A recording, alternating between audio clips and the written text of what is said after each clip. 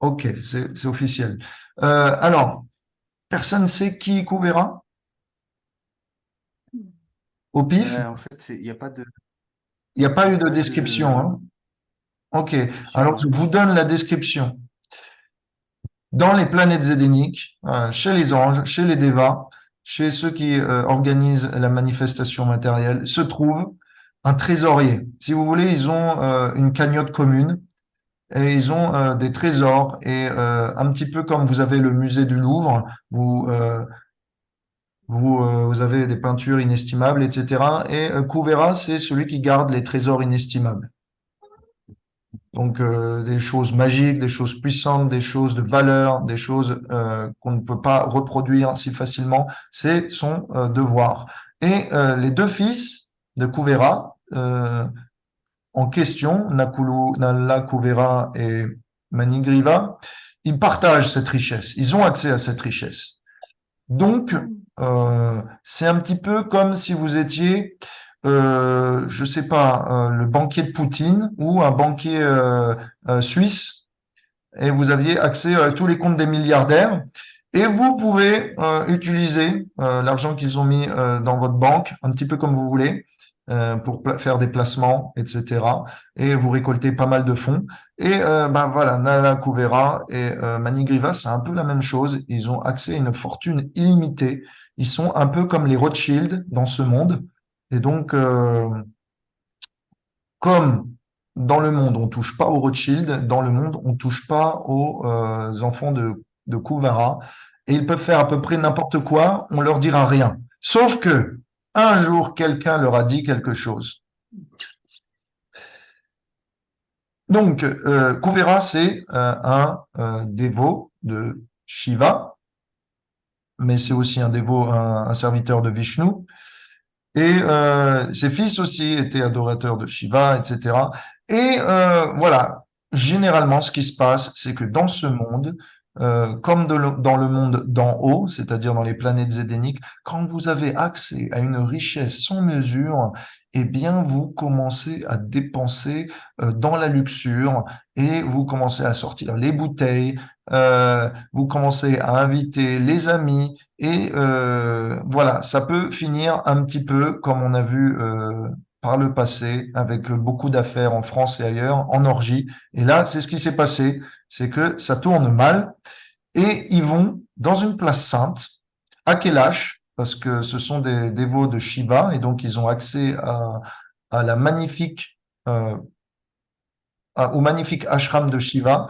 Et près de l'ashram de Shiva coule le Gange ou Mandakini. Mandakini, le Gange a trois noms. Mandakini, c'est le nom qu'elle a quand elle passe dans les planètes supérieures. Le Gange, c'est le nom qu'elle a quand elle passe dans les planètes médianes. Et dans les planètes inférieures, elle a un autre nom qui ne me revient pas tout de suite, mais peut-être il me reviendra plus tard. Bref, donc cette rivière, le Gange, Mandakini, euh, les fils de Kuvera vont s'y baigner. Ils vont s'y baigner, mais ils sont alcoolisés. Et ils y vont avec eh bien, toute leur cour. Et ils boivent, ils s'amusent. Alors, normalement, on va dans les lieux saints. Par exemple, on va à l'ashram de Shiva pour le rencontrer, lui poser des questions, essayer de découvrir, d'atteindre la libération, de s'améliorer dans notre dévotion. Et on va se baigner dans le Gange pour faire des ablutions et se purifier. Mais là, ce qu'il se passe, c'est que ils ont fait tout l'inverse. Ils ont fait ça comme du tourisme et ils ont sali les lieux saints.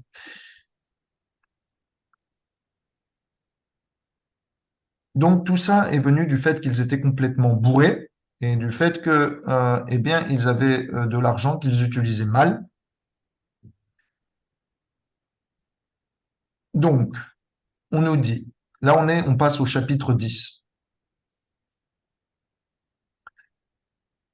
Et ah oui, petite info, ils étaient accompagnés par toute une cour et parmi elles se trouvaient des femmes qui venaient chanter leur gloire. Donc voilà, hein, on voit la scène, quoi. Vous avez tout un bal qui vous suit pour vous mettre en scène, pour vous chanter des douces poésies à votre gloire. et donc ils se sentent plus.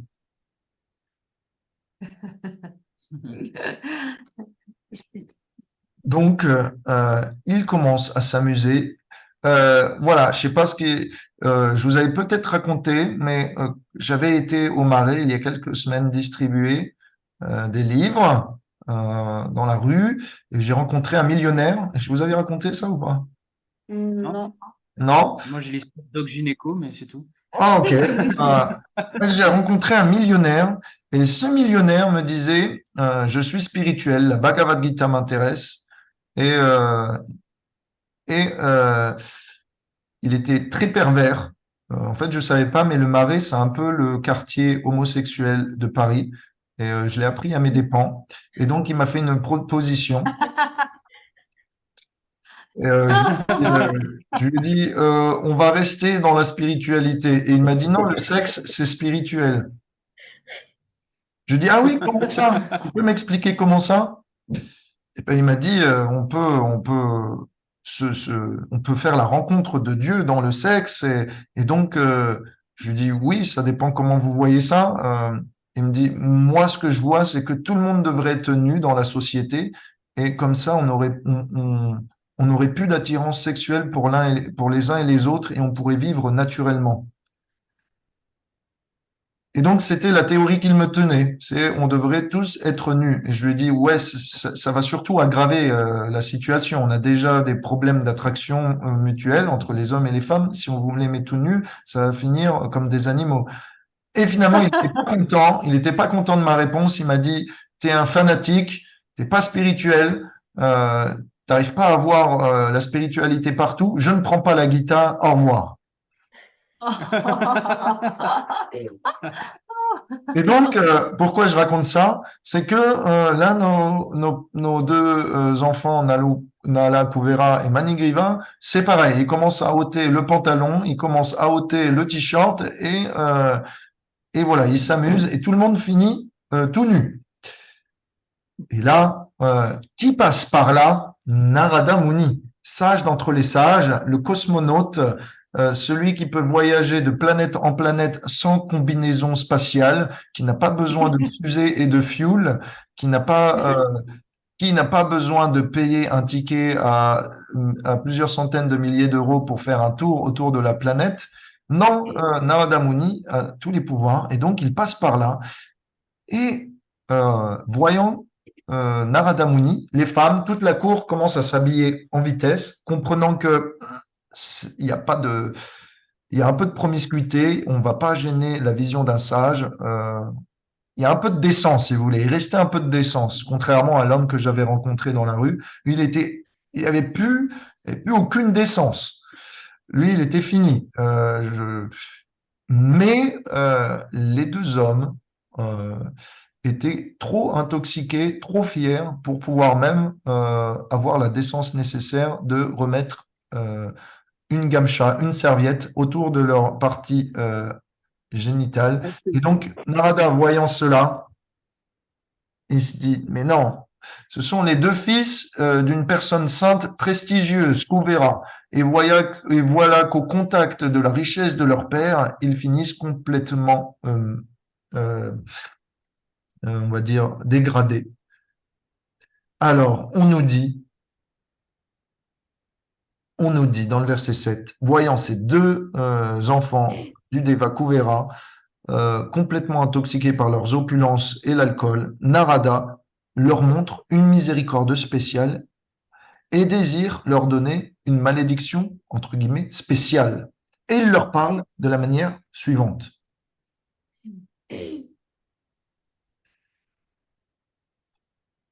Alors, euh, on nous dit qu'il a chanté en plus, un petit peu plus, qu'il a fait quelques versets, et il chantait. Il a tué Putana, il était juste un enfant, il a retourné le char alors qu'il avait 3 mois. Simplement rampant ici et là entre deux arbres Arjuna, il les a fait atteindre les planètes édéniques de nouveau et les a déracinés. De telles activités ne sont possibles que pour Krishna, pas pour les autres formes du Seigneur. Après, une fois avoir chanté les gloires de Damodar, Narada précise qui vont être les deux arbres qui vont être déracinés. Vous allez devenir ces deux arbres. Et de cette manière, vous allez étendre les gloires de Krishna et vous allez pouvoir prendre un rôle dans ces divertissements.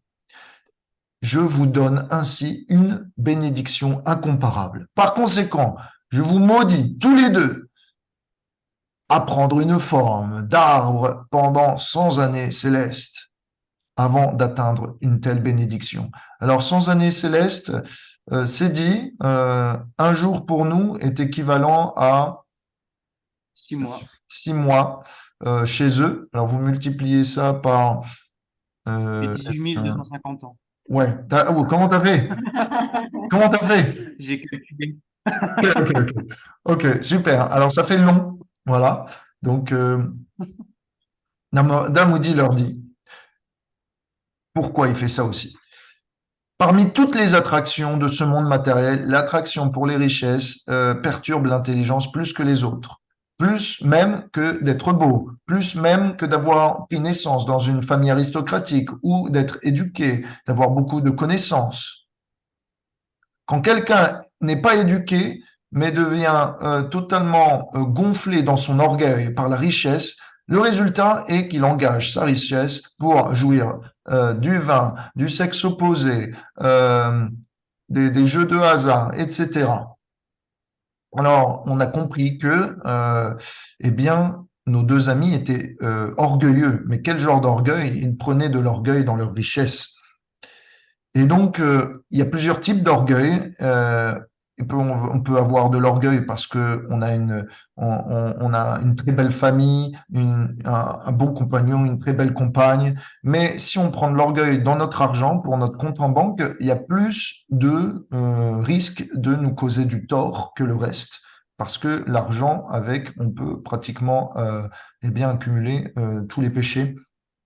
Donc, Narada euh, leur explique voilà, comment, comment ils devraient se comporter.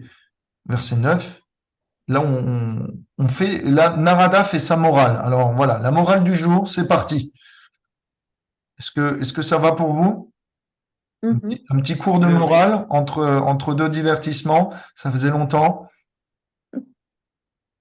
Alors, incapable de contrôler vos sens, les vauriens qui prennent l'orgueil dans leur richesse, euh, ou qui prennent qui prennent naissance, pardon, dans une famille aristocratique, deviennent si cruels que pour maintenir leur corps périssable, ils alors qu'ils pensent que ce corps ne va jamais vieillir ou mourir, ils en viennent à tuer des animaux, à manger de la charcuterie sans aucune compassion. Euh, je, je peux vous le dire, le confirmer. Je suis allé, lorsque ma maman est venue, il y a quelques semaines à Paris pour visiter, on fait pour se divertir, enfin pour l'occuper, je l'emmène voir du tourisme, les châteaux alentours, et on est allé voir un château. Et généralement, les familles aristocratiques, elles font la chasse à courre. Mm. Et donc, il y avait un musée de la vénerie. La vénerie, c'est, si vous voulez, tout ce qui a trait à la chasse.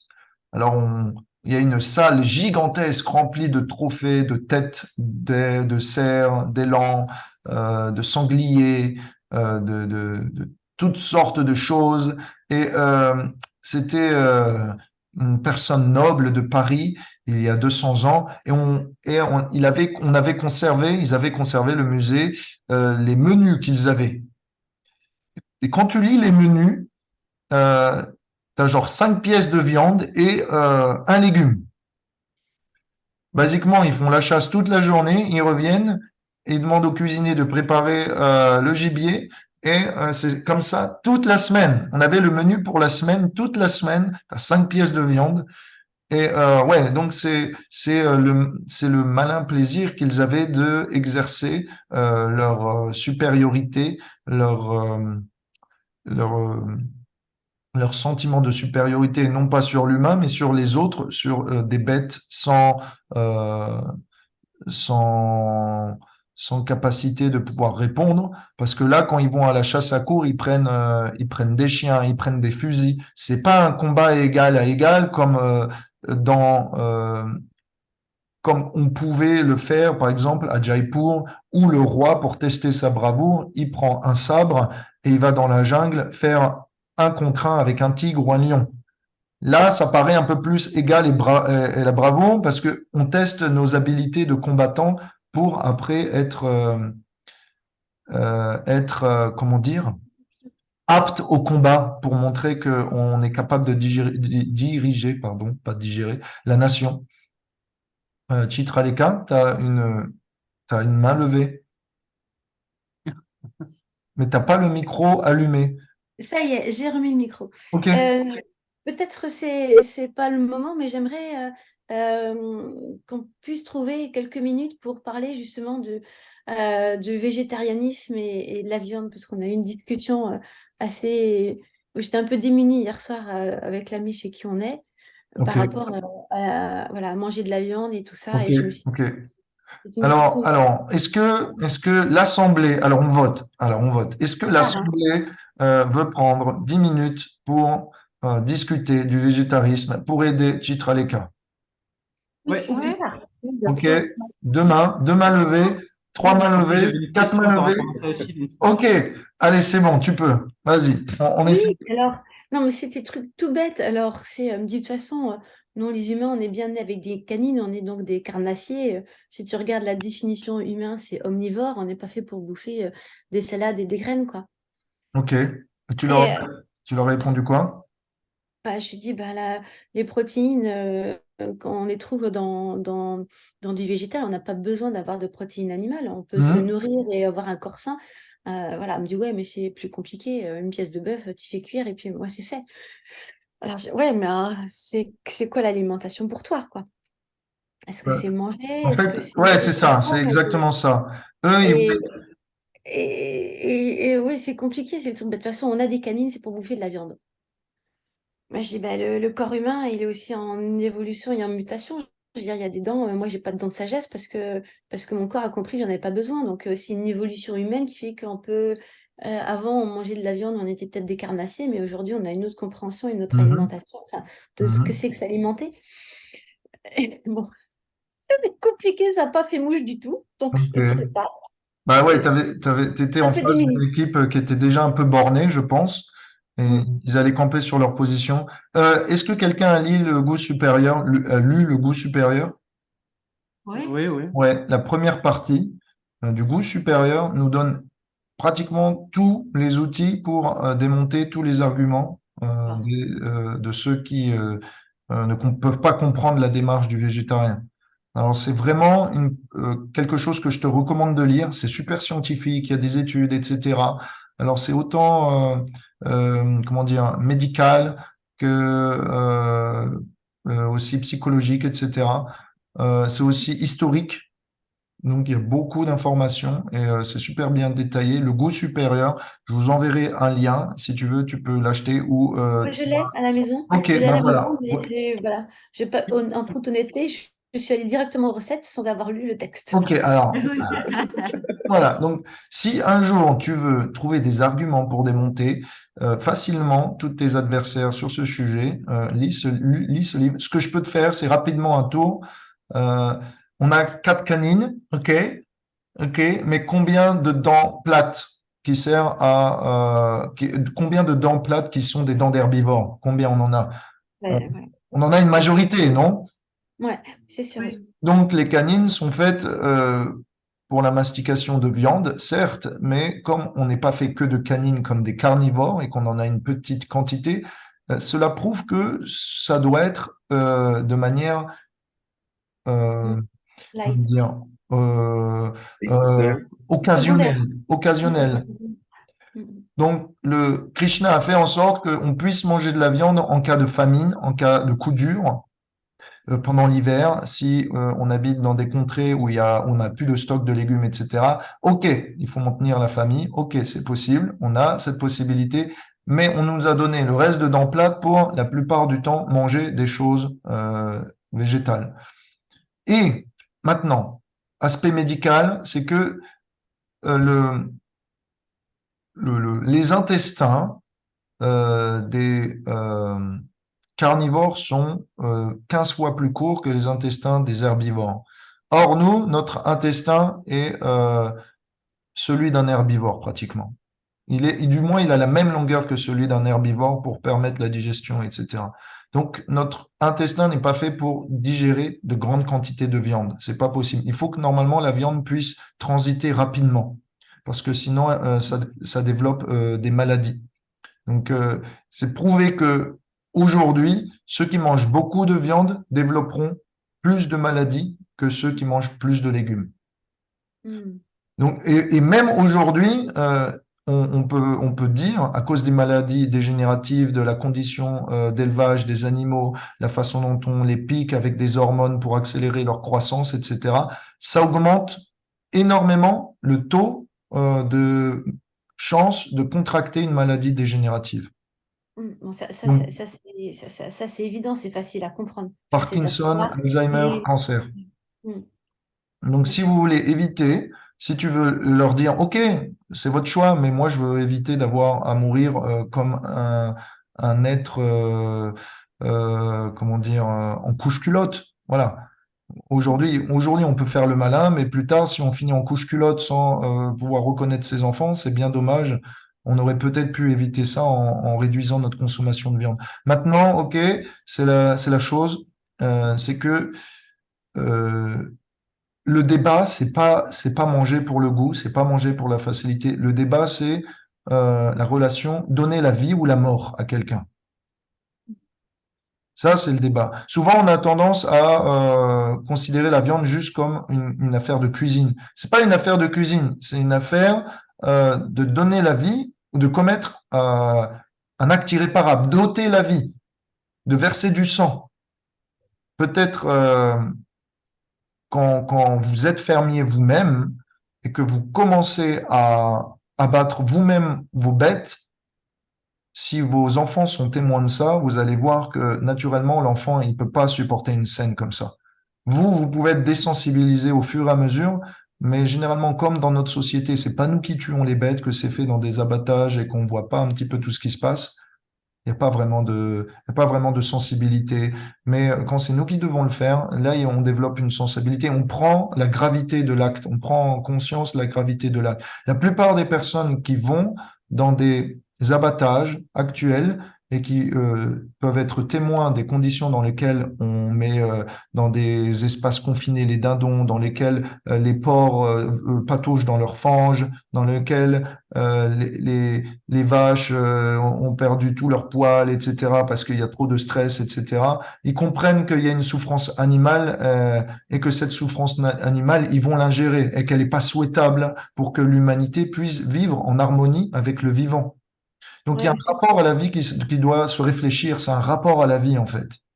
il y a un cheminement pour arriver là, tu vois. Il y a un cheminement, il y a un cheminement parce que euh, aujourd'hui, on considère que la vie, c'est juste fait pour être exploité, la nature y compris, et donc on est dans une logique de jouissance. Mm. Et pour notre jouissance, on est capable de faire du mal à autrui. Prabhupada, les Védas disent que tant qu'il y aura des abattages d'animaux, il y aura une violence dans l'être qui se manifestera comme des guerres. À partir du moment où on est capable de comprendre que la vie est respectable tant dans le végétal, dans la nature que dans les animaux, on sera capable aussi de considérer les êtres humains avec plus de respect et digne de notre attention. Donc la non-violence, elle se manifeste dans le végétarisme. La non-violence, la compassion se manifeste dans le végétarisme. Il n'y ait pas de civilisation. On ne peut pas appeler une société civilisée si on ne considère pas la violence qu'on peut faire à autrui par nos actions, tant sur le plan de la nature que animal que humain.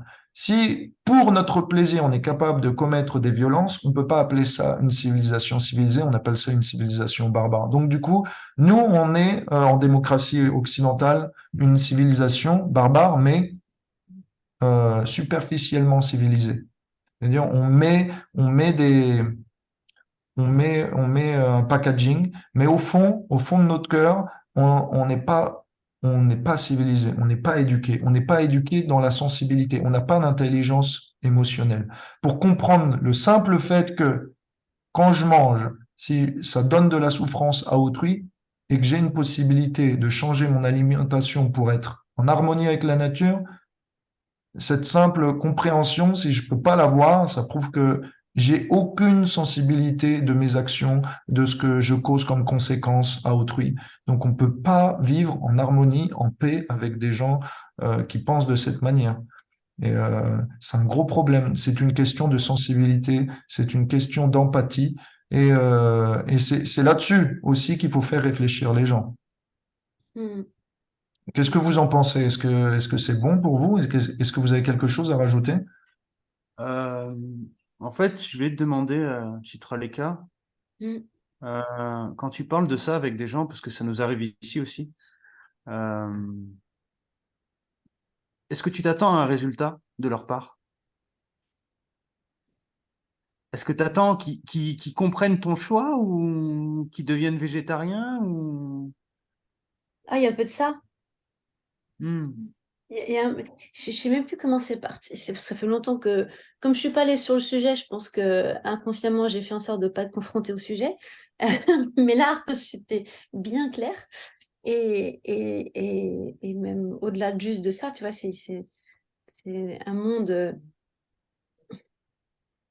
On a beau aimer les gens, il y a des choix que nous on a fait qui ont fait qu'aujourd'hui on est sur un autre chemin de conscience qui, je ne veux pas juger, hein, c'est nos choix. Mais on est reconfronté à un monde mais tellement différent où on se trouvait plus les moyens de communiquer, de passer sur un échange ou qui une conversation sans passion. Hmm. Voilà. Et, euh, et, euh, et j'étais démunie. Alors en même temps, 11 heures du soir, voilà. Voilà, après la semaine. je- et donc, oui, il y a une partie de moi ouais, qui voudrait que l'autre comprenne. Et je mesure là qu'il y a un cheminement pour arriver là. En fait, c'est pas, on peut pas aller juste par un argumentaire que intellectuel. Il y a aussi un chemin personnel à faire pour réussir à comprendre les arguments. Hmm.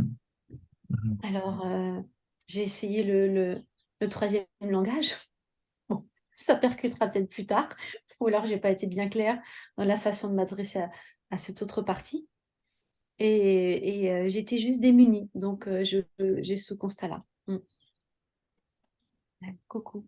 Ouais, voilà, t'as juste à poser la question, combien es-tu prêt à faire souffrir autrui et à impacter la nature et le vivant autour de toi pour ton propre plaisir? Si tu leur expliques que tu as une logique bienfaisante, ils peuvent comprendre ça. Et Mm. s'ils admettent pas, c'est simplement qu'ils sont insensibles ou qui sont juste trop axés sur leur nombril et qui sont égocentriques, quoi. Donc c'est le problème. Après, dans ces cas-là, voilà, hein, tu dis d'accord, ok, c'est ton point de vue, mais moi c'est le mien, c'est que je préfère faire du bien autour de moi et je préfère soutenir la vie autour de moi. Je préfère avoir un impact moins lourd. Mm, mm, Et mm. puis après, si tu leur parles du karma, bah voilà, hein, alors là, tu rentres dans le vif du sujet. Là, ça tape lourd, quoi. Le karma, dans les Védas disent que pour chaque vache tuée, que tu tues, si c'est pas nécessaire, tu dois prendre naissance autant de fois qu'il y a de poils sur une vache, sur cette Oh, vache. la vache. Enfin, la Ou vache. Ou la vache, exactement. Ou Ouais. tu dois payer le prix la vie suivante, c'est cette même vache, parce que la vache, c'est juste l'étape avant la forme humaine. Cette vache aura le droit de devenir forme humaine. Toi, tu devras te dégrader en vache et elle viendra à faire la même chose pour toi. Ouais, alors ça veut dire aussi qu'il y a une conscience qu'il y a d'autres vies avant et après, donc on n'en est C'est pas ça, forcément c'est là. ça. C'est Mais pour là, ça tu que tu peux pas les changer aussi. Et là, juste tu m'as fait tilt juste sur l'impact. Tu sais, on parle tous de l'impact carbone. Hmm. Tout le monde fait gaffe. Ah bah ouais. Et là, je me dis, là, il y a un argument là. Ouais, Tout le monde fait gaffe à sa consommation, de clairement, machin, de ceci, clairement. cela. Et ben là, tu peux switcher là-dessus. Oui, oui, parce que Ouais. c'est le futur, c'est-à-dire on va nous bassiner avec le changement climatique, il faut faire attention. Et c'est la volonté de l'Europe de limiter la consommation de viande parce que les vaches pètent et font du méthane, ou que ça consomme beaucoup de terrain et que ce terrain pourrait être utilisé pour faire cultiver des graines et des végétaux. Et il y a une chose aussi, c'est que, comme tu dis, tu as l'impact carbone écologique et on veut nous faire remplacer la consommation de viande par la consommation d'insectes Oui, c'est vrai, ça. parce que c'est moins producteur de CO2. Alors, tu peux leur dire bientôt, vous allez arrêter de manger de la viande parce que ça va être interdit pour la planète. Mais moi, je serais pas prêt à manger des insectes. Si vous voulez manger des insectes et vous pensez que vous avez des canines pour manger des insectes, faites-vous un barbecue de grillons, mais ne m'invitez pas. Plastico. D'asticots, voilà. Ah, Voilà, ouais. Non, mais un en bon fait, papier d'asticots. en Pas fait, envie. le fond, si je peux dire, Chitraleka, le fond, c'est comme l'histoire du vaccin. Ils savent très bien que c'est absurde, mais ils n'ont pas envie de l'entendre. Et Oui, c'est ça. ils veulent continuer à satisfaire leur palais, et c'est tout. Ouais, Ouais, C'est c'est tout. c'est Le fond, tout. c'est ça, parce qu'en fait, les arguments, tu les as et ils veulent pas l'entendre parce que ils savent que c'est vrai, tout simplement. C'est ça. Donc, c'est pour ça que je Complètement. t'ai demandé tout à l'heure, est-ce que tu attends un résultat de ces gens-là? Et en fait, ce que tu es en train de te rendre compte et ce qui te touche, c'est que, en fait, sur le fond, ben, ça correspond pas du tout à ton fond, à toi. Et ces gens-là te correspondent pas, en fait. Te C'est correspond ça plus. c'est ça qui fait mal, te correspondent plus. Voilà. Ouais. Et c'est ça qui fait mal, en fait, parce que quand tu aimes les gens, ben, tu as envie qu'ils te suivent. Et là, en fait, tu te rends compte sur le fond que, ben, en fait, ils veulent rester dans. Ils veulent pas Ouais, évoluer. c'est Et c'est ça. leur choix.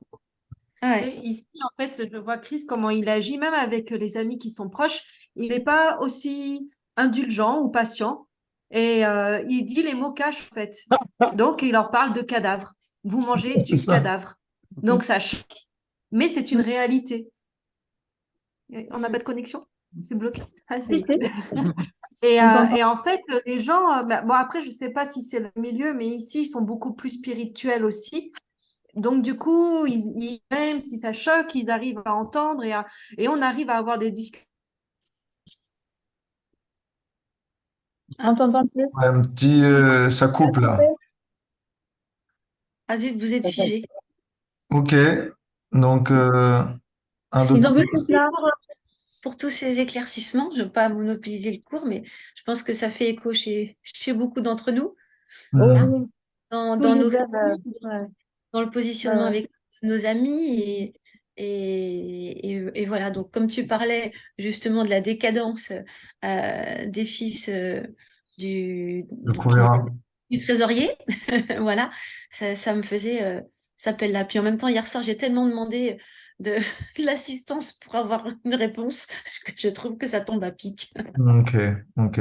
Ouais, ça nous touche. Moi aussi, je suis surpris des fois de voir que des personnes bien sous tout rapport, quand tu les vois, ils ont l'air distingués, gentlemen, on peut avoir des discussions, ils sont là pour aider le monde. Mais quand ça vient au niveau de l'assiette, il n'y a plus aucune compréhension. Il y a un bug. Mhm. On peut pas dépasser ça. Donc on voit que c'est juste en apparence. Alors voilà, il y a des gens qui sont bien en apparence, il y en a d'autres, ils le sont au fond d'eux-mêmes. Donc si on est au fond d'eux-mêmes, il y a eu une grande remise en question. Il y a une volonté vraiment de faire le bien à ses Mhm. dépens. Parce que faire le Mhm. bien quand c'est pas à nos dépens, ça va, c'est cool. On peut donner un billet quand on n'est pas dans le besoin. Mais quand il s'agit que ça touche notre assiette, là, ça commence à être à nos dépens. Alors, qui est prêt à faire ça? Si les gens sont pas prêts à faire ça, ils seront pas prêts à se serrer la ceinture pour faire un projet communautaire. Non, c'est sûr. On restera individualiste. Et donc, on va naturellement aller les uns contre les autres. Mm, mm, mm. On a été coupé? Voilà. Ouais, voilà, Pardon, c'est ça. mais Nous revoilà. le réseau Voilà. instable. Ok. Ok. En fait, si je voulais juste rajouter un truc par rapport à ce qu'a dit Lalita, c'est que par rapport au végétarisme, ici, il faut ça. Enfin, j'essaie d'utiliser l'environnement que j'ai, c'est-à-dire qu'ici, ils regardent beaucoup la France comme le modèle à suivre. Mhm. Alors nous, on leur dit, ben, en France, devenir végétarien, c'est tendance. Mais c'est vrai en plus, il y a de C'est plus vrai. en plus d'acteurs, il y a de plus en plus de sportifs en fait. Les bons sportifs deviennent végétariens. Même comment il s'appelle Djokovic, il est Djokovic. végétarien maintenant depuis plusieurs mois Mhm. et c'est comme ça qu'il a pu revenir au top niveau malgré son âge. Donc, on Donc en utilise fait, ça. on utilise en fait leur adoration envers la France ben, pour leur dire ouais, c'est tendance, mais pourquoi? Après, c'est la porte. Ça, c'est la porte. Et après, on leur dit pourquoi. Pourquoi les gens font ça? Parce que c'est bon pour la santé, parce qu'on tue des animaux, parce qu'on mange des cadavres, on mange plus de cadavres, enfin, parce que, parce que Ah, Bon, on va Bon, peut-être changer de d'accord. conversation. Un bon mindset. Ils voilà. ont tous envie d'avoir un bon mindset parce que ici, avoir un bon mindset, c'est la réussite. Donc, on hmm. leur dit aussi que ça impacte leur façon de penser, ça impacte le mental, ça impacte leur conscience.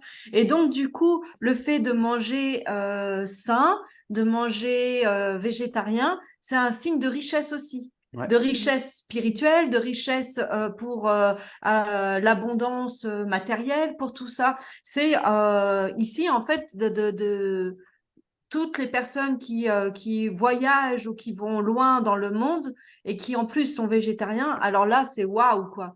Hmm. Donc, on utilise ce mouvement-là pour leur faire comprendre que voilà, ça va permettre d'ouvrir leur conscience. Ah, merci. Mais j'ai aussi un autre point.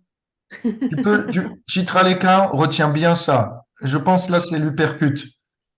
C'est, vous mangez de la viande parce que vous ne savez pas cuisiner. Voilà. Oui, Ça, c'est vrai. C'est ça. Ah, mais alors ça c'était facile, cet argument-là. Parce qu'en effet, je veux dire, notre ami, il me connaît depuis 30 ans. Donc, il sait que j'aime cuisiner, parce que j'ai la cuisine, c'est aussi pour faire plaisir aux gens qui vont partager le repas avec toi. Il y a tout ça qui va derrière, c'est aussi les saveurs. Et je dis, moi, ma créativité, elle s'exprime là, hein. Tout le monde te dit, il faut travailler sur ta créativité, faire du dessin, etc. Enfin, la créativité, elle est multiforme. Et moi, ma créativité, elle passe par la cuisine. Et, et c'est aussi,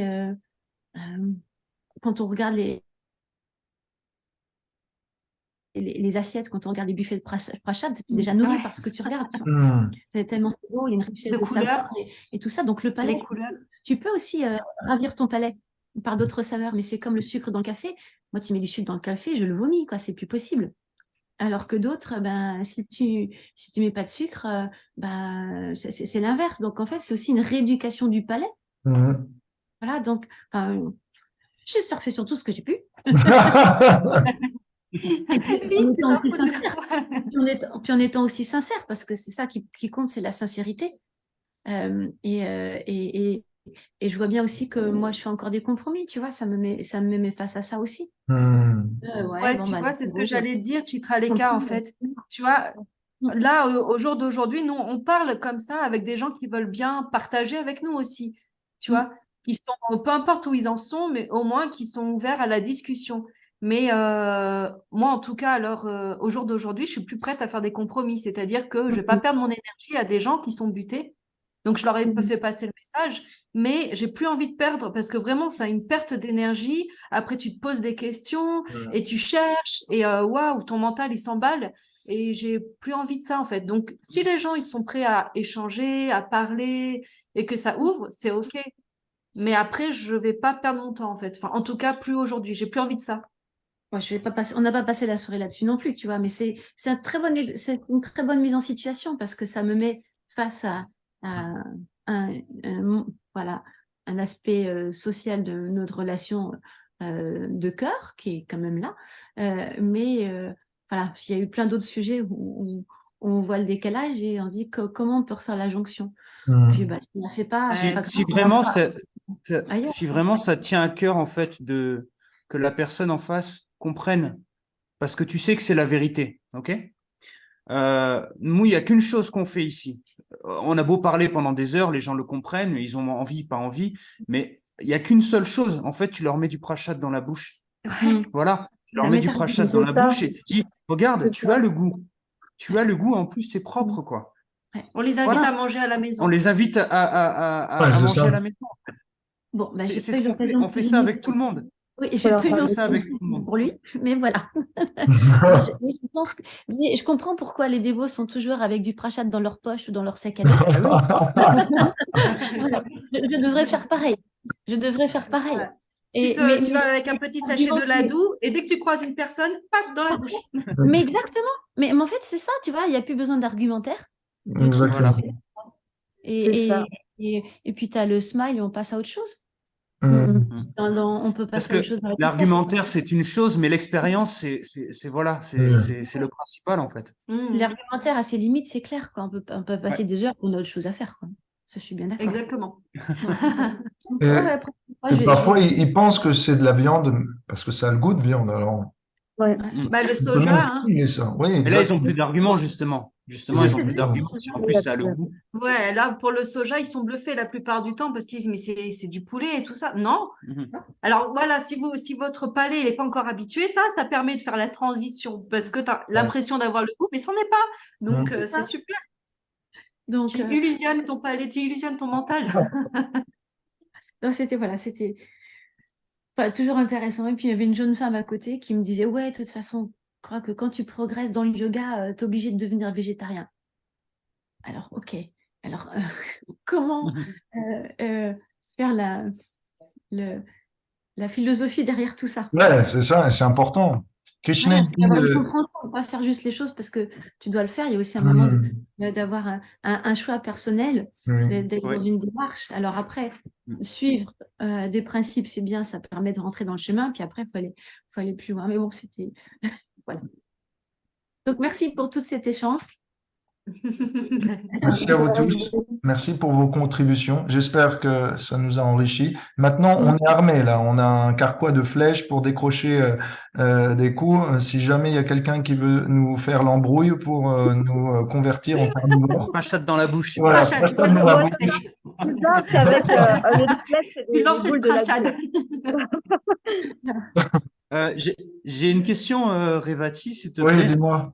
pour éclaircir quelque chose par rapport à ça, parce que j'entends souvent des histoires dans le Shrimad ou dans le Mhm. de scènes où, par exemple, Shiva se dispute une proie à la chasse ou des choses comme ça. Donc, il y a pas d'explication. J'ai pas trouvé d'explication encore pourquoi il chassait à cette époque, même Rama, si je dis pas de bêtises. Mhm. Euh, dans quel but? Ok. Alors, c'est parce qu'il y a une tolérance pour les moments de guerre, Non, oui, les moments de guerre, pour oui. les rois, pour les rois.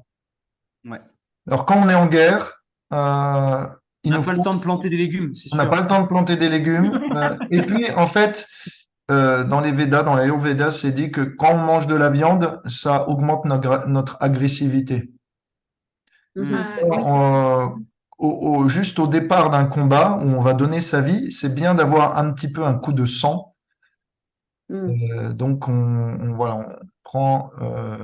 Voilà, ceux qui vont combattre pour donner leur vie ont le droit de manger de la viande pour être un peu plus viril, enfin, pour être un peu plus énergique, si je veux dire, pendant un instant. Euh, Après, les rois, eux, s'exercent.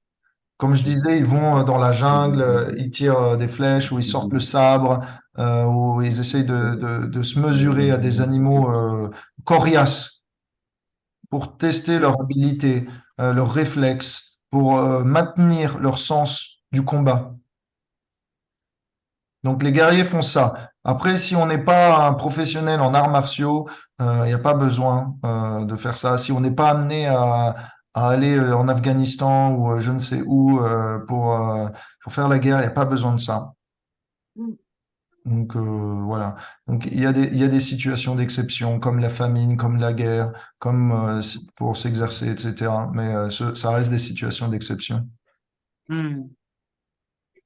Ok, ça Ok. va? Bon. Oui.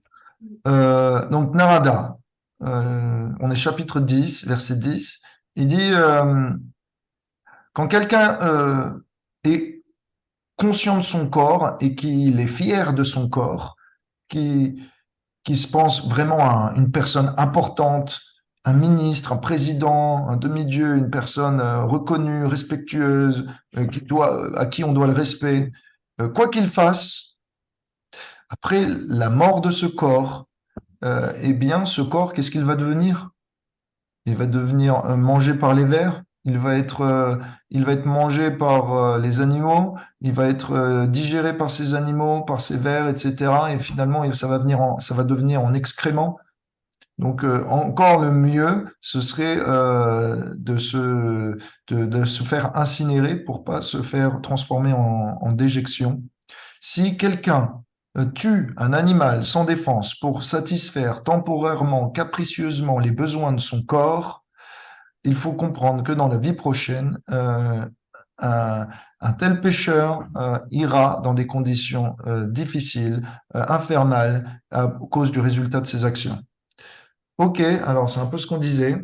Donc voilà, on est prévenu, on sait spirituellement la loi d'action et de réaction, comment ça se passe, la loi de la nature. Maintenant, argumentation philosophique de Narada Muni. Quand nous sommes en vie, à qui appartient le corps?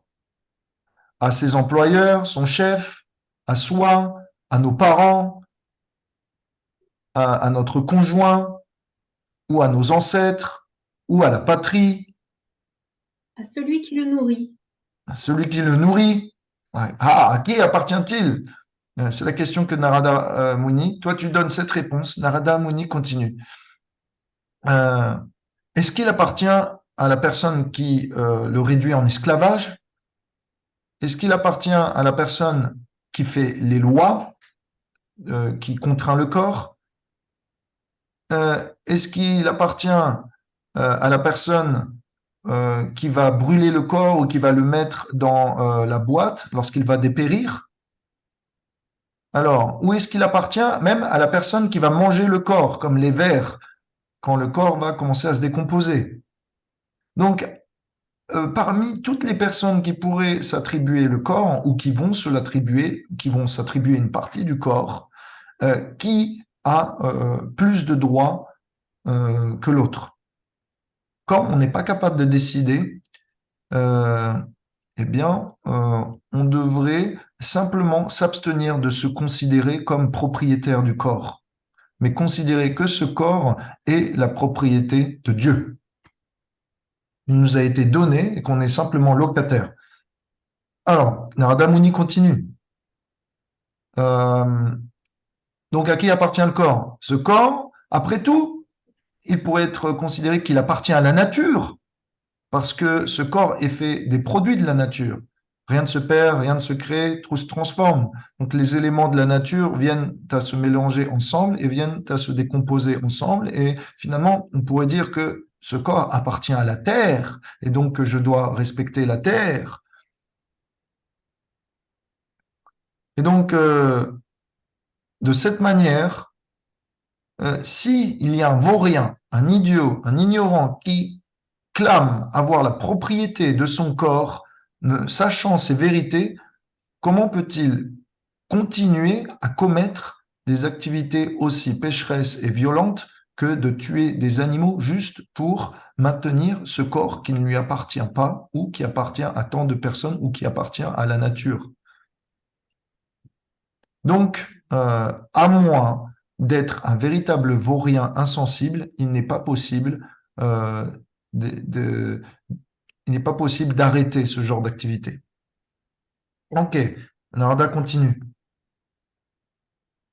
Donc, quand il y a un idiot, quand il y a un vaurien, quand il y a un manquerien qui est très fier de sa richesse, il faillit avoir les choses comme elles sont. C'est-à-dire, il se pense plus important qu'il ne l'est et il considère les autres moins importants qu'ils ne sont.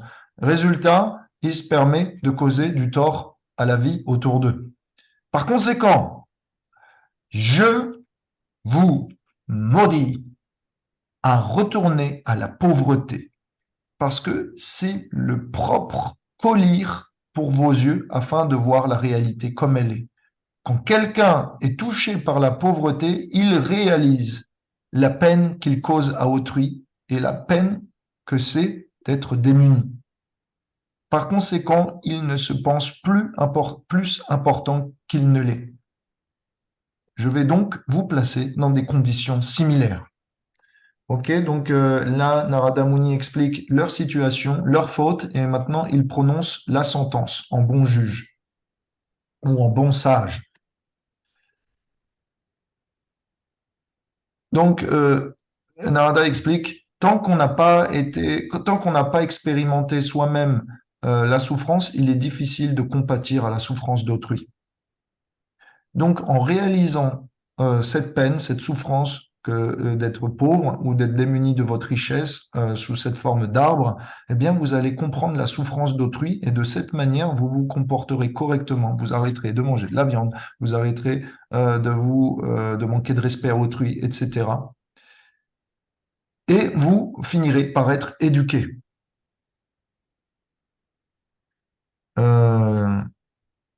Donc, je passe un petit peu, on avance.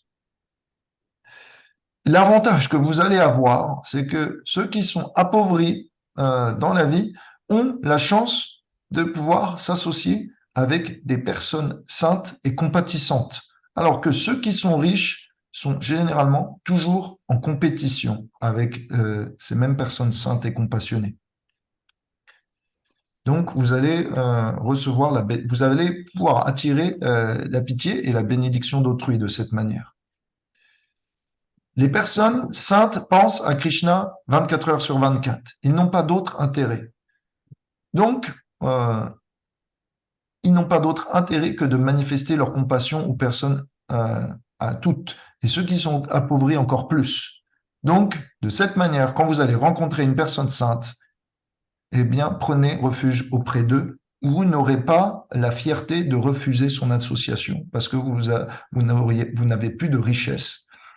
Donc, une fête, basiquement, c'est quoi? C'est que le résumé, c'est que tant qu'on a de la richesse, on peut se penser indépendant de Dieu, de Krishna. On peut faire nos propres plans. On a la possibilité de créer un bonheur temporaire, illusoire, et de se sentir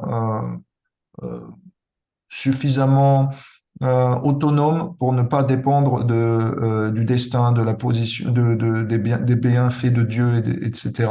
Donc, on n'a pas besoin de prier si on veut. Mais quand on est appauvri, généralement, naturellement, l'inclination de l'être, c'est que, eh bien, on va chercher refuge auprès de quelqu'un qui peut nous aider. Et naturellement, Dieu étant partout présent, eh bien, cette inclination de l'âme refait surface. Donc, conclusion, Narada dit, maintenant, ces deux hommes devraient prendre des corps d'arbres. C'est la punition adaptée. Mais comme je suis compassionné, un être saint, je vais faire en sorte que cette punition vous rapporte le bénéfice de rencontrer Dieu. Et donc, par ma faveur, après avoir expérimenté 100 années célestes dans un corps d'arbre, vous allez pouvoir rencontrer Krishna face à face. Voilà, hop, c'est emballé, c'est pesé. On a fait la vie passée des deux arbres. Maintenant, Narada s'est dit qu'il avait un peu honte, parce que quand même, c'était des dévots de Shiva, et il s'est dit, j'ai quand même maudit deux dévots de Shiva, même si ça va bien finir, j'espère que je vais pas avoir de problème avec Shiva. Alors il s'est dit, oh mince, j'ai causé du tort à un Vaishnava. Il était un peu penaud, et s'est dit qu'après, il est parti dans son coin méditer. Bon, pendant ce temps, on revient à Gokul, Vrindavan, à Mahavan. Toutes les femmes sont parties. Krishna pleure pour un moment. Maman, elle n'est pas gentille. Et vous savez, je ne sais pas si ça vous rappelle quelque chose, mais quand les enfants, voilà, ils ont été punis, rapidement après, il y a les émotions, vous voyez, chez un enfant vont d'un extrême à l'autre en quelques secondes. Et Krishna recommence à s'amuser. Il fait des blagues avec les petits copains qui sont chargés de le surveiller autour de lui. Et il se dit, OK, je vais leur montrer un tour. Je vais leur montrer comment je suis fort. Et donc, Krishna commence à se baisser, à ramper. Le mortier qui pèse 100 kilos commence à s'affaisser et Krishna arrive à le traîner. Ça fait une traînée sur la terre. Donc, on peut facilement attester la preuve de ce que Krishna a fait. Et là, il passe entre les deux arbres que je vous ai montrés et le mortier se prend entre les deux arbres et Krishna arrive suffisamment à ramper comme ça pour que les deux arbres s'affaissent petit à petit, se déracinent et ça fait un vacarme pas possible. Alors, du coup, Krishna se dit, dans le verset 25, très important, je n'ai rien à faire avec ces deux personnes, les deux fils de Kuvera, comme ils n'ont rien à faire avec moi. Mais, parce que Devarshi Narada leur a donné une bénédiction, je suis obligé de satisfaire ses désirs. Et donc, c'est grâce seulement à Narada que je leur donne la miséricorde, sinon ils ne m'auraient jamais croisé. Hmm. Donc, Krishna affaisse les deux arbres commencent à révéler leur véritable identité. Alors là, voilà, des arbres commencent à se manifester deux êtres magnifiques, célestes, lumineux, habillés royalement, lévitants. Il faut savoir que les devas ne touchent jamais le sol. Alors, c'est comme ça qu'on peut reconnaître autour de vous, si vous avez une personne qui appartient à un deva qui se déguise en humain, regardez si la plante de ses pieds touche le sol. C'est très peu, hein, c'est très peu, un centimètre tout au plus. Si vous voyez qu'il touche pas le sol, il y a problème. Il y a problème. C'est pas un membre de notre famille. On est quelqu'un de spécial. Un peu comme, non, je vais pas citer de film pourri. On va passer. Je pensais à Men in Black dans ce film d'apparence. Donc, alors, toute la famille de notre ami arrive et on leur dit bonjour avant de prendre la route. Chitraleka, je ne vois pas qui sont ces personnes. Voilà, c'est juste que. Alors, attends. Attends. Ah! Bon, bah, écoute, je sais pas parler. Moi, je parle parce que là, en fait, on est chez un ami Mhm. et donc le reste de Ils sa partent. famille arrive, qu'on n'a pas vu depuis 30 ans, ou pas loin pour certains, ou même un peu Mhm. plus. Donc, on leur dit bonjour et après, on part et on vous rejoint sur la route. Et ce qu'on aura manqué, nous reprendrons le fil Ok, grâce à la vidéo. ok. Donc, voilà. Et Bonjour à tous. je reste connectée par le cœur avec vous tous. Voilà. Hare À tout à l'heure. Krishna. Merci à toi, Voilà. Chitra. Ah. Sympa. Alors, ok. Un jour, je fais un petit aparté rapide. Un jour, Prabhupada, il marchait. C'était à New York. Il y avait beaucoup de neige. Et les dévots, derrière lui, ont remarqué que Prabhupada ne faisait pas d'empreinte dans la neige. Ah. Et donc, Ah. et donc, ils se sont demandé, mais comment Prabhupada fait pour ne pas faire d'empreinte dans la neige ou dans le sable? Et en fait, ils ont remarqué, certains dévots ont remarqué, en se baissant et après de maintes investigations, que, en fait, parfois, Prabhupada lévitait quelques centimètres au-dessus du sol. Parce qu'il était plus au contact des éléments matériels, il avait complètement transcendé. Alors, c'était un signe de sa nature divine. Voilà. Ok, ça c'est pour la petite histoire. Donc, nos deux arbres qui sont maintenant redevenus anges ou devas commencent à offrir des prières à Krishna. Seigneur Krishna, toi qui es si inconcevable, toi qui es la personne originelle, la cause de toutes les causes, immédiate et reculée, tu es au-delà de la création matérielle. Les brahmanas savent que tu es tout ce qu'il y a de subtil comme de grossier.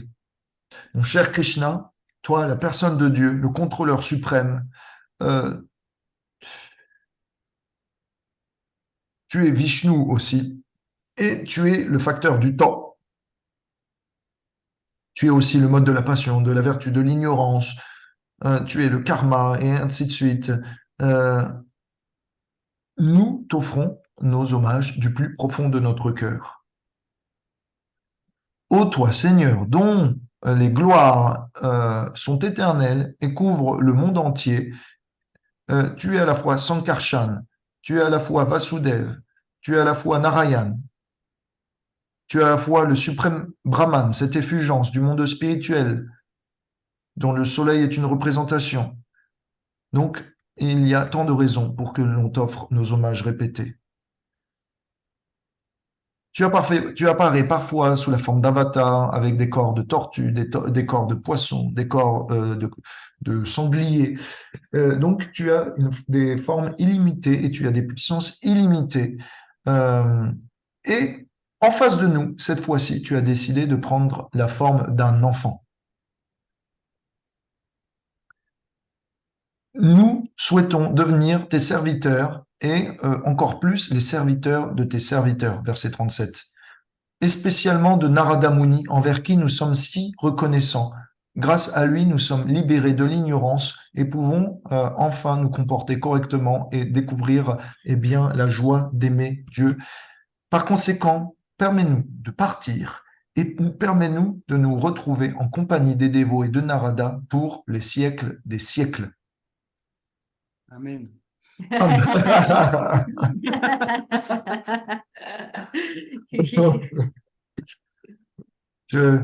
sent que j'ai encore quelques restes de ma vie chrétienne.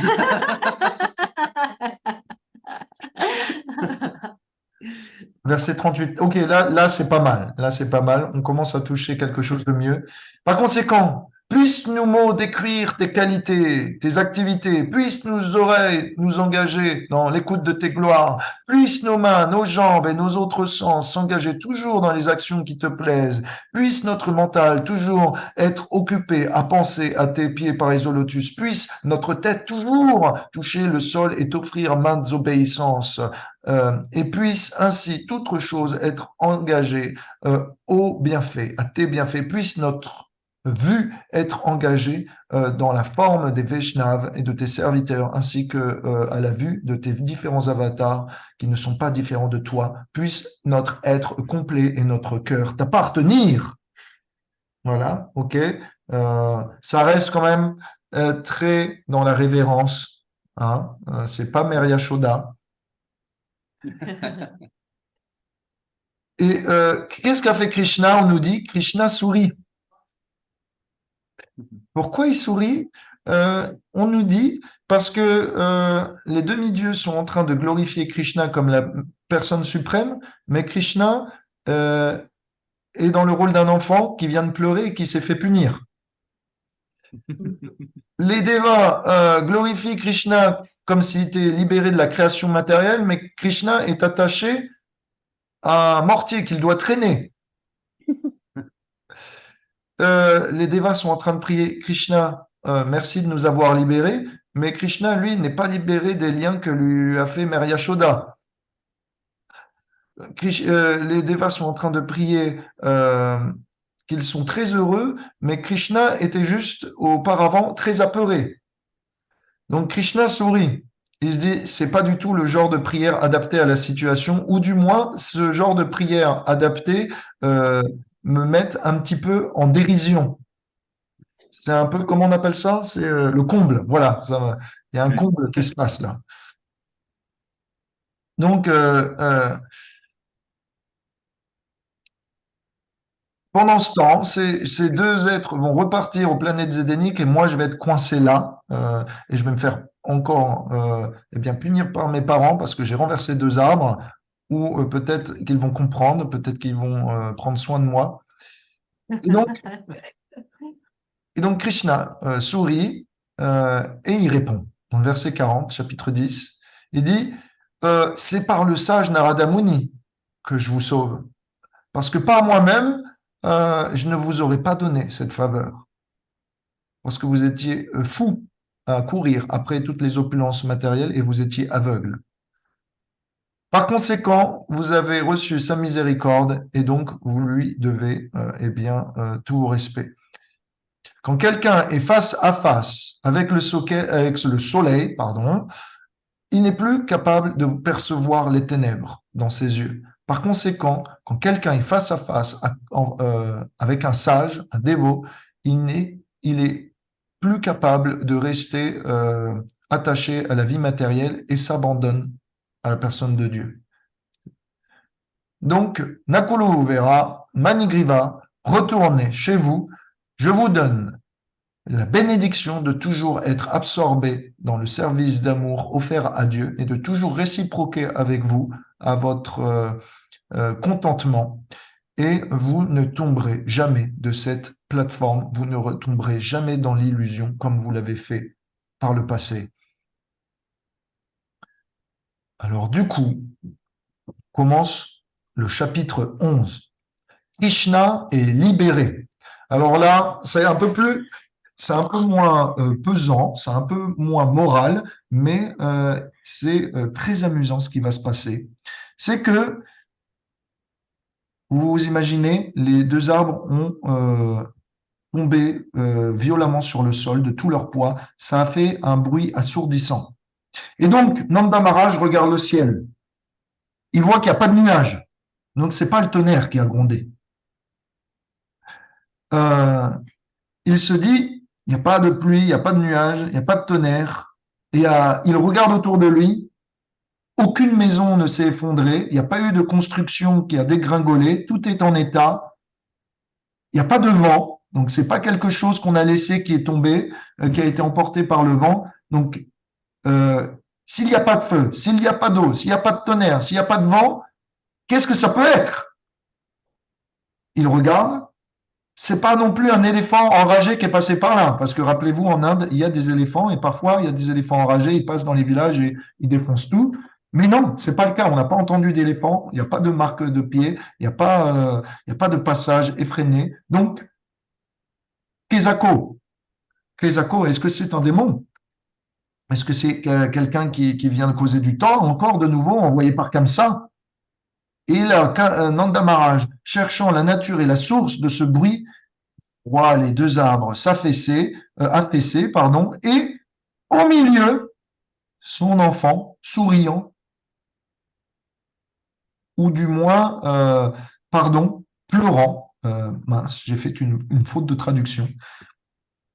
Son enfant était un peu apeuré, et donc Nanda Maharaj se précipite auprès de son enfant et il lui demande « Qui a fait ça ?»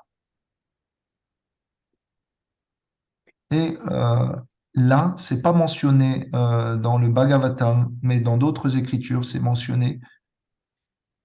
Que répond Krishna? Krishna glisse dans l'oreille de Nanda Maharaj. C'est maman qui a fait ça. C'est la faute de Yashoda.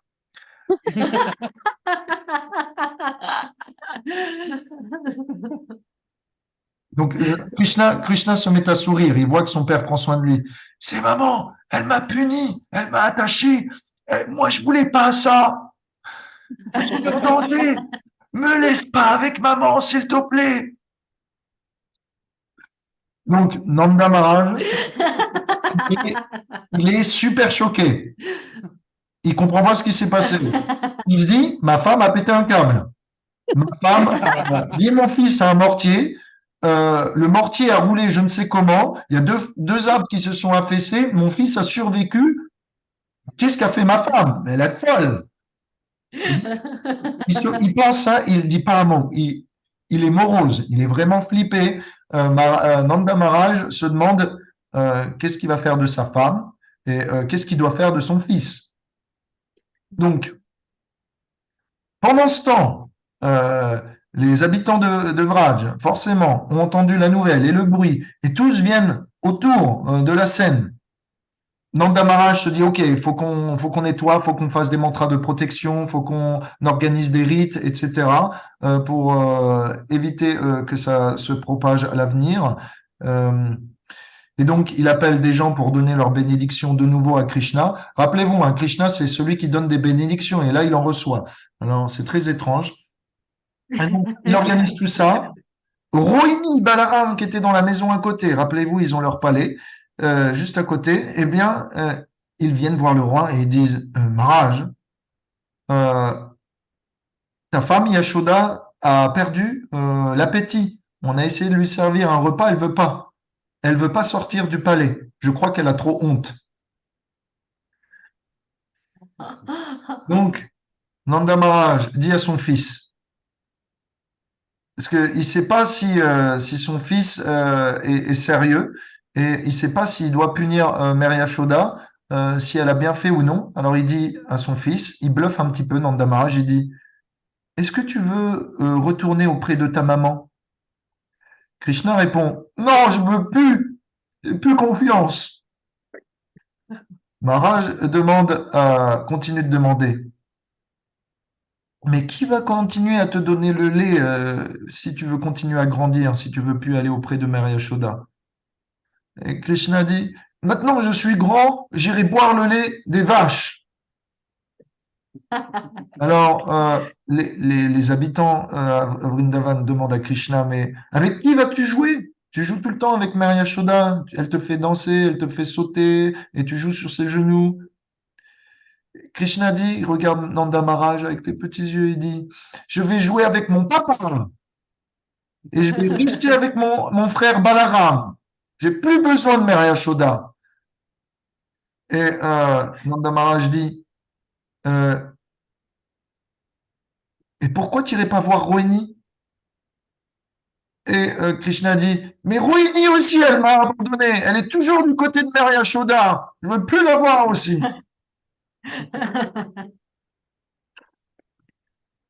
Alors, Nanda commence à comprendre un peu la psychologie de son enfant et il va prendre. Il veut pas que Krishna reste dans cet état-là. Il veut faire en sorte aussi que Mère Yashoda se sente aimée de nouveau de son enfant. Et donc, il trouve une combine pour les réconcilier. Quelle est la combine? Attention, c'est super intelligent. La combine, vous pouvez essayer de deviner. D'après vous, quelle est la combine de Nanda Maharaj pour réconcilier Maria Yashoda et Krishna? Il va lui dire d'aller chercher son ami Balaram, non? Et Mhm. revoir sa mère. Je sais pas. Ok, pas mal. Ça peut être une technique. Est-ce que vous, c'est là, faut vous imaginer. Il faut vous imaginer une combine. Moi, je dirais, pour le rendre triste, Krishna, je dirais que sa mère est morte. Ok, oui, pas mal, pas mal. Ok, ok, ok, J'utiliserais l'affectif, quoi. ok, pas mal du C'est tout. C'est une vraiment bonne combine. nécessaire. Ça pourrait marcher. Ouais, c'est pas mal, c'est intelligent. Justine, Mathieu, vous avez une idée? Ou que sa mère a un cadeau pour lui. Ok, pas mal du tout. Ça, c'est plus soft, hein. On voit qu'il y a deux écoles différentes. L'école J'achète du, pas, moi. l'école de l'électrochoc et l'école du soudoiement. Voilà. Ok, maintenant, qu'est-ce qu'a fait Nanda Maharaj? Je pense qu'il est plus allé du côté de l'électrochoc que de l'école du chantage. Voilà ce qu'il va dire. Il dit à Krishna, est-ce que, si tu veux, je peux prendre un bâton et aller battre ta mère pour la corriger de t'avoir fait ça? Ah ouais. Ah ouais. Il prend un bâton et il dit, voilà, je vais la battre. Et si tu veux, tu peux regarder. Que dit Krishna? Krishna va forcément dire, non, non, emmène-moi voir maman. Je lui pardonne. Je lui pardonne. C'est bon. Amène-la, Nanda. On fait la paix. Donc, voilà. Nanda Maharaj, fin psychologue et fin, comment on appelle ça, le psychologue pour les enfants, je ne sais plus comment on appelle ça. Pédopsychiatre. Pédopsychiatre, voilà. Nanda Maharaj, dans le rôle du pédopsychiatre, a compris et a réconcilié eh bien, Krishna et Mère Yashoda. Mais quand même, Mère Yashoda sort pas. Il faut que ce soit Krishna qui vienne. Mère Yashoda, elle est bouleversée. Euh, Elle dit à ses amis gopis qu'elle a trop honte, qu'elle a commis l'irréparable, qu'elle a mis en danger son fils, qu'elle aurait pu le tuer, qu'elle se sent coupable, qu'elle se sent plus l'envie de vivre. C'est dit qu'elle est comparée à comme une poupée sans vie. Elle mange plus, elle parle plus, elle reste silencieuse, elle maigrit, et donc elle a l'air complètement dépressive. Mais grâce à la technique du pédopsychiatre de Nanda Maharaj, euh, que je vous conseille de ne pas reproduire chez vous, s'il vous plaît, je veux pas être tenu responsable, d'accord, pour quoi que ce soit les atteintes aux hommes ou aux femmes, pas de ça, s'il vous plaît. Donc, Krishna arrive, voit sa maman, il est heureux, Yashoda sourit, et donc il se réconcilie. Hmm. Donc, Nanda Maharaj se pose des questions quand même. Il se demande qu'est-ce qu'on va faire? Tous les jours, il y a un problème avec cet enfant, et quand c'est pas lui le problème, c'est comme ça qu'il nous envoie des contraintes. Alors, je ne sais pas comment. Il faut que je le place en pension. Il faut qu'il aille à l'internat. Est-ce que je l'envoie chez les scouts ou pas? Qu'est-ce que je fais avec mon fils? Donc, oui, apparemment, même les punitions, ça finit mal. Alors, et quand on lui dit rien, bah, il continue toujours de plus belle. Qu'est-ce qu'on fait avec un enfant turbulent comme ça? Moi, personnellement, j'étais aussi turbulent que Krishna, je dois bien vous l'avouer. Alors, je comprends la détresse des parents et la détresse de Nanda Maharaj et de Yashoda. Je fuguais, je revenais tard le soir. Tous les jours, j'avais une punition. Il fallait que j'écrive des lignes et compagnie. Et ma mère était désespérée. Elle était convoquée toutes les semaines par les professeurs pour lui dire qu'il fallait qu'elle m'éduque mieux. Et comme j'étais très gentil avec elle, elle n'arrivait pas à faire ça. Bref, je lui ai mené la vie dure, comme Krishna lui a mené la vie dure. Et peut-être vous aussi, vous avez été un enfant turbulent. Vous aussi, vous comprenez Krishna et la détresse de Nanda et Yashoda.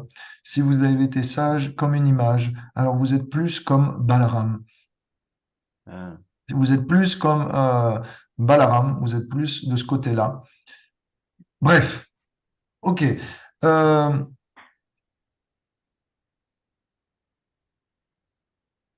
De temps en oui, Krishna, à quel âge ça arrivait? Il avait 2 ans et 2 mois, d'accord? Donc ça, Krishna est capable de marcher de temps en temps à cet âge-là. En fait, il est capable déjà de marcher. Euh, il a déjà 2 ans et 2 mois, ok? Euh, donc, quelle est la morale de cette histoire? La morale, c'est pour montrer combien Krishna est sensible et combien il est soumis à l'amour de ses dévots. J'ai discuté avec une musulmane il y a 3 jours dans la rue et je lui ai expliqué un petit peu comment était Krishna, qu'il était conquis par l'amour de ses dévots. Elle m'a dit, mais non, Dieu est surpuissant, il est le tout-puissant. Comment il pourrait être conquis? Il est le plus grand. Comment ça se fait? C'est pas Dieu alors. Krishna, c'est un humain. Je lui dis, mais en fait, la beauté, c'est que Krishna est aussi le plus sensible. Et donc, quand il se fait le serviteur de ses serviteurs, toutes ses qualités deviennent encore plus glorieuses. Il est encore plus aimé et encore plus aimant. Alors là, elle s'est dit, oh, c'est vrai, ça a l'air joli quand même. Donc, il y a un déclic qui s'est C'est pas passé. mal. Il y a un déclic qui s'est passé. Et elle a pris une Bhagavad Gita. Donc, pas mal du tout. Oh, wow. Oui, Bravo, bravo. Ouais, bravo. je sais, depuis plusieurs jours, les musulmans en djellaba me prennent des Gitas. Oh, Je leur dis Ah, salam excellent. alaikum. Ils me sourient. Ils disent, waouh, cool, un moine qui me dit salam alaikum. Ils disent alaikum salam. Je dis, hop, c'est pour toi, Krishna. C'est la parole de Dieu. C'est pour toi. C'est super sympa. C'est pour être une bonne musulmane. Emballer, c'est peser. Tac. Ah, excellent. Là, ça marche avec les plus intelligents, hein, sinon c'est pas la peine, hein, on sort pas du Coran, hein. Mais généralement, tu en as quand même qui sont pas intégristes et qui sont super ouverts d'esprit. Alors, je suis surpris moi-même en fait. Ils répondent assez positivement. Cool. Alors, ce que faisait à cet âge-là, les gopis s'amusaient avec Krishna. Donc là, on ferme le divertissement de Damodar. C'est fini. Voilà. On a vu comment Krishna pouvait être conquis et comment il répondait à l'amour de ses parents, comment il était espiègle. Maintenant, on poursuit dans son enfance. Parfois, les gopis veulent tester la force de Krishna. Et donc, elle lui demande, apporte-moi l'assiette apporte-moi le pot en fer, apporte-moi le mortier, et ainsi de suite. Et donc Krishna il teste la force de Krishna, combien il est capable de porter des articles. Et il leur dit, et ça, comment ça s'appelle? Et montre voir ton coude, touche le dessus de ta tête, touche ton talon, etc. Et ils lui apprennent des mots comme ça. Donc c'est la façon dont Krishna est éduqué à la façon des villages, quoi. Bien qu'il soit un prince, il est un prince de village. Et il fait tout ça pour le plaisir de ses dévots. Krishna n'est pas ignorant. Krishna est totalement satisfait en lui-même, mais parfois il accepte de pleurer et des fois il accepte de faire semblant qu'il est faible, qu'il ne peut pas porter un objet ou qu'il ne connaît pas le nom d'un objet pour le plaisir de chacun. Donc, on a le temps pour un dernier petit divertissement. Krishna achète des fruits. Donc, on est au chapitre 11, verset 10. Un jour, il était une fois, toute bonne histoire doit commencer comme ça, un aborigène, c'est-à-dire une habitante de Vrindavan qui vit pas avec les pâtres, mais qui fait pas de culture, mais qui vit simplement dans la forêt. Voilà, quelqu'un de tribal, une aborigène de Vrindavan, vient avec des fruits à vendre. Et donc, elle passe par le palais. Et elle dit, « Oh, habitants de Vrindavan, fruits à vendre, fruits à vendre. Venez par ici. » Aujourd'hui, on ne fait plus comme ça. Quelqu'un a été à Govardhan récemment ou en Inde récemment? Il y a Non. 2 ans, 3 ans. Ok. Je ne sais pas si vous avez déjà vu, mais aujourd'hui, on dit plus fruits à vendre. On met, ça se voit surtout à Govardhan, on met des radios qui ont enregistré notre annonce de vente. Et ça passe en boucle. Ah oui, oui, Et c'est insupportable. Et oui, toute la journée, ça passe. 20 roupies la boisson, la boisson, la boisson, 20 roupies, 20 roupies, Oui. 20 roupies Ah ouais. la boisson, 20 roupies, 20 roupies, 20 roupies. Et ça, et c'est comme ça toute la journée. Et en fait, c'est hallucinant parce que ils sont tellement déterminés à avoir 20 roupies, quoi. Si ils redirigeaient cette détermination pour avoir Krishna, ça pourrait être des purs dévots. Mais non, non. Ils font ça juste pour avoir quelques centimes, quoi. Si tu convertis en euros, ça fait 2 euros, quoi. Juste pour quelques euros, ils se bourrent le crâne d'ineptie, alors que toute la journée, ils pourraient chanter des mantras, quoi, s'ils avaient autant de goût pour l'argent que pour Krishna. Donc, là, en l'occurrence, elle appelle comme ça. Et Krishna, il aime bien donner, il aime bien faire la charité, il voit ses parents faire la charité tous les jours, alors il se dit, je veux suivre leur exemple. Alors, il va dans les cuisines, il prend quelques graines ici et là du stock, et il va les apporter dans ses petites mains à la femme. Mais le prix des graines qu'avait récolté Krishna était bien en deçà du prix des fruits que demandait Krishna. Mais pour autant, voyant le charmant visage, les joues gonflées, le sourire denté de Krishna, ses yeux pareils au lotus, avec des contours rougeoyants, ainsi que son maquillage, sa petite couronne et sa plume de pan, elle s'est dit, non, je ne peux pas lui dire non, il est tellement gentil. Vas-y, je vais lui donner mes fruits à perte. Donc, Krishna est invincible, bien que c'était un nombre important, imposant de fruits, il a réussi à prendre tout dans ses petites mains. Krishna, de toute façon, manipule les lois de la gravitation, alors il peut porter ce qu'il veut. Et donc, elle a pris les graines, elle était contente d'avoir vu un joli garçon aussi beau, et elle était si contente et si éberluée de la beauté de Krishna que quand Krishna est parti, ça a mis quelques heures à revenir à sa conscience externe. Parce qu'elle était absorbée dans Krishna. Elle voyait Krishna devant lui. Enfin, l'image de cette beauté lui restait dans l'esprit, était marquée dans son conscient et son inconscient, si bien qu'elle en était figée de grâce. Je vais vous dire quelque chose, c'est que Krishna a un cœur très gros, très grand, très profond. Et donc, sa beauté extérieure n'est que le reflet de sa profondeur intérieure. Donc, si vous imaginez la beauté de Krishna, vous ne pouvez pas sonder l'amour que Krishna a à l'intérieur de lui.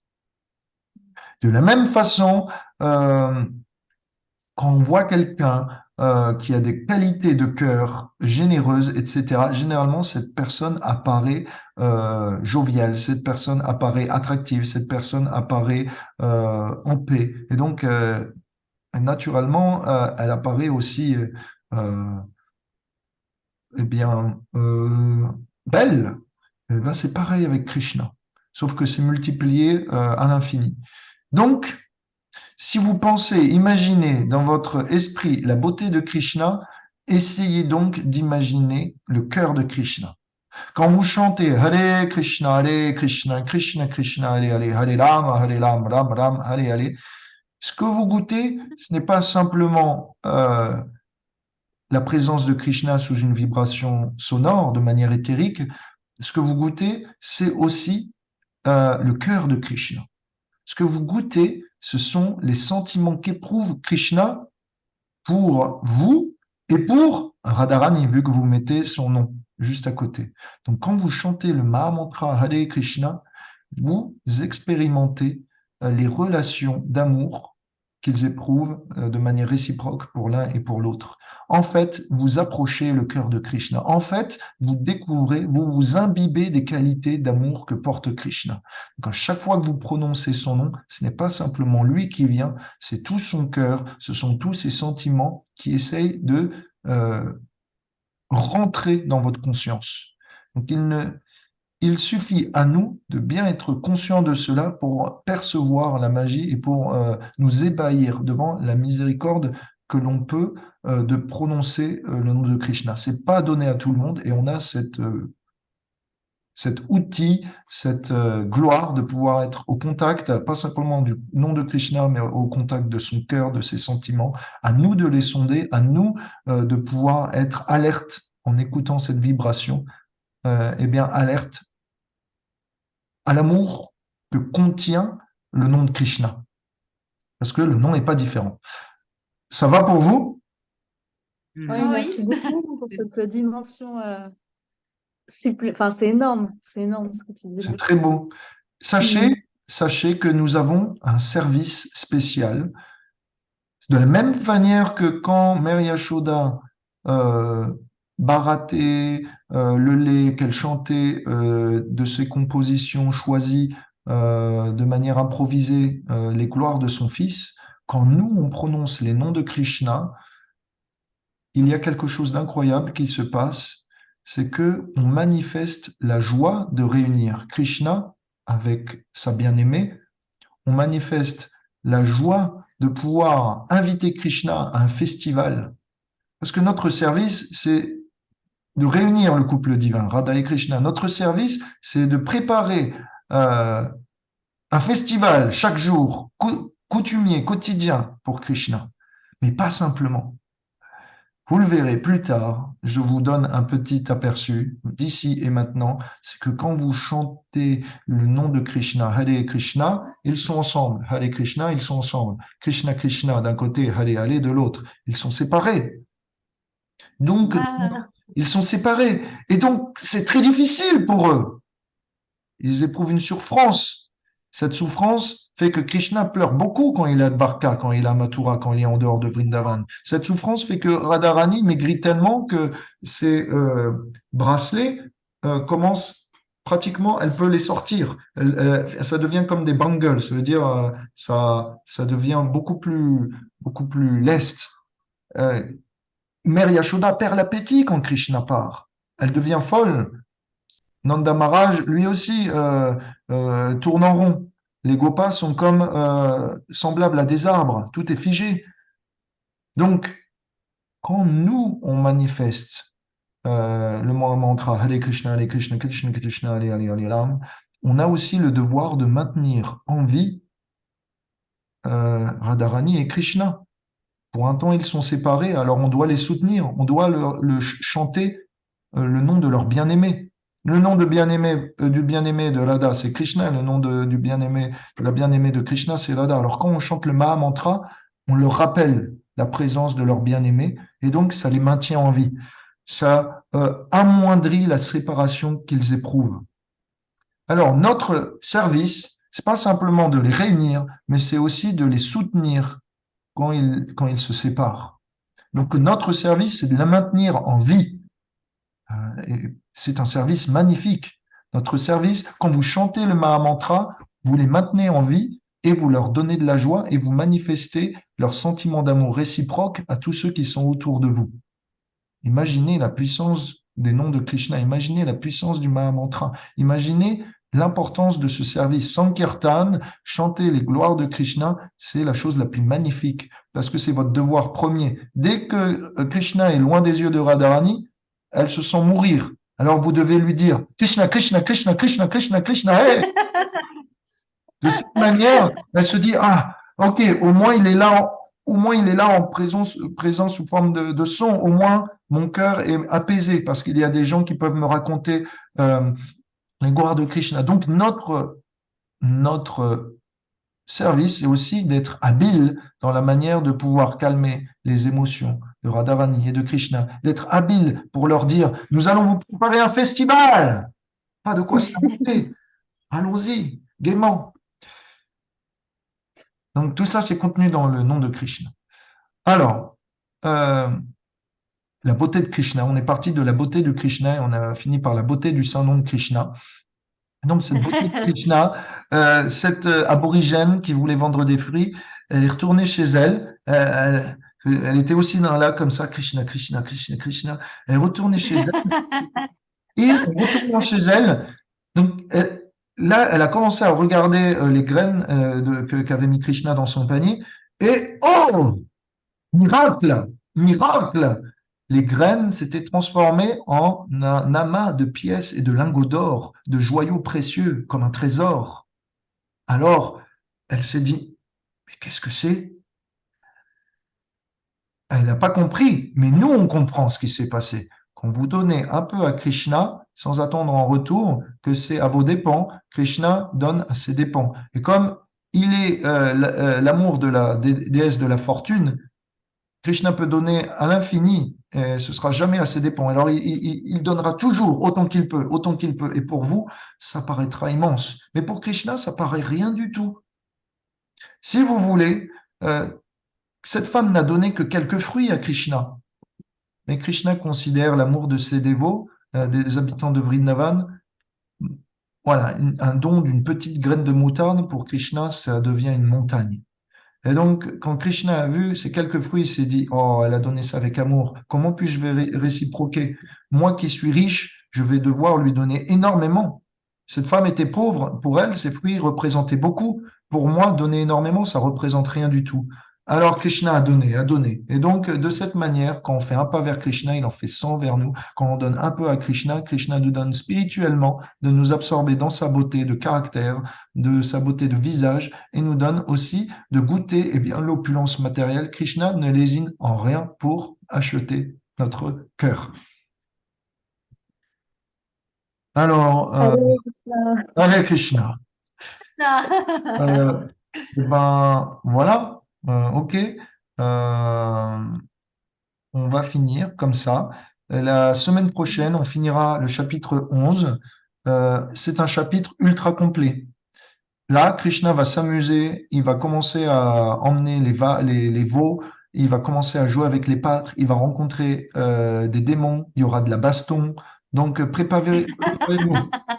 Là, on va sortir les muscles, on va sortir les péripéties, on va sortir la testostérone, on va sortir la surprise, les événements, la tension, les émotions. On va pleurer, on va s'amuser, on va rigoler. Donc, la semaine prochaine, ça promet. Voilà, j'espère que vous avez bien apprécié. Est-ce que vous avez des questions ou est-ce que ça va pour vous? Il est déjà 11 heures. Parfait. Ça va très très bien. Ça va Ok. très très très bien. Donc, voilà, merci pour votre attention, merci pour votre écoute assidue, merci pour être là tout le temps au rendez-vous, merci de m'engager. À chaque fois que je sors de là, je sens mon cœur apaisé. Pour moi, l'heure à laquelle je commence est très difficile, mais quand je ressors, j'ai beaucoup plus d'énergie que quand j'ai commencé. Donc, Nous, on est à chaque fois plus joyeux et Merci. plus amoureux. Alors, merci. donc, s'il te plaît, Krishna, délivre-nous comme tu as été délivré par Nanda Maharaj des liens de Mère Yashoda. Et s'il te plaît, fais en sorte que tu puisses accepter nos maigres offrandes comme tu as accepté les maigres fruits de cet aborigène de Vrindavan pour que nous puissions recevoir ta miséricorde et que notre cœur soit grandi de richesse et qu'il devienne comme un royaume, un palace doré dans lequel tu peux y résider. Si vous êtes d'accord avec cette prière, vous pouvez lever les mains et dire Hare Krishna. Allez, Krishna. Merci vous tous. Et on se dit à la semaine prochaine. Je vous souhaite un bon appétit. Aujourd'hui, c'est Ikadashi, alors c'est spécial, normalement la cuisine. Oranga. Gauranga. Ah, ça sent les patates. Les patates Ok. Ah, c'est une bonne idée. Mmh. Les festins d'Ikadashi, ça sent bon. Ok, je vois, il y en a, ils s'amusent. Hein. Donc, Je sais, donc, je ne connais pas. comment? C'est quoi l'Ikadashi? Est-ce que tu peux nous dire? Ah, l'Ikadashi, c'est tous les 11e de la lune descendante ou montante, je sais plus. Bref, c'est 2 fois par mois, tous les 15 jours, et c'est censé être un jour de jeûne. Alors, il y a plusieurs niveaux. Il y a ceux qui mangent rien du tout, il y a ceux qui se passent de graines. Généralement, on essaye de se passer de graines, c'est-à-dire on mange soit que des légumes, soit des formes genre du millet, du sarrasin, des trucs qui sont pas considérés comme des graines. Comme ça, on a des repas moins lourds. Voilà. Donc, on essaie, voilà, de limiter les demandes du corps en ce jour pour maximiser notre absorption avec Krishna. Soit on lit plus, soit on chante plus, soit on prie plus, soit on cuisine plus. C'est votre service. Euh, soit on mange plus de patates.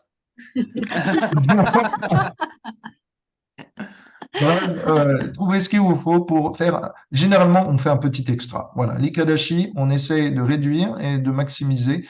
Et donc, on essaye d'augmenter notre nombre de chapelets, notre nombre de Hare Krishna Mahamantra.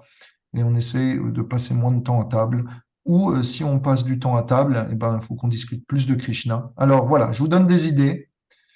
Et si vous voulez suivre Ikadashi, il y a une application qui s'appelle le calendrier Vaishnav. C'est une application française, c'est sur votre portable. Vous pouvez la prendre, elle est gratuite. Et vous avez tous les anniversaires, les grands moments, les disparitions, les apparitions de saints, les Ikadashi, etc. Alors du coup, c'est super, vous allez apprendre plein de choses. Là, par exemple, aujourd'hui, c'est le début du Julan Yatra, c'est-à-dire pendant cette période de printemps-été, eh bien, normalement, on met Radha Krishna sur une balançoire et on les pousse. C'est le moment de l'année où ils font de la balançoire. Et donc, voilà, si vous avez un arbre, une branche, vous pouvez rapidement faire une balançoire, mettre votre déité ou votre photo de Krishna et vous pouvez prendre un petit temps pour faire balancer Radha Krishna tout en chantant leur gloire. Et c'est un beau moment, c'est très doux, c'est très sucré, voilà, comme moment. Donc, voilà, je vous donne des idées. Passez une bonne journée, une bonne semaine. On se voit à bientôt et merci pour votre régularité. Merci de m'engager encore une fois. Hare Krishna! Merci à toi, Revati. Hare Krishna. Merci, Revati.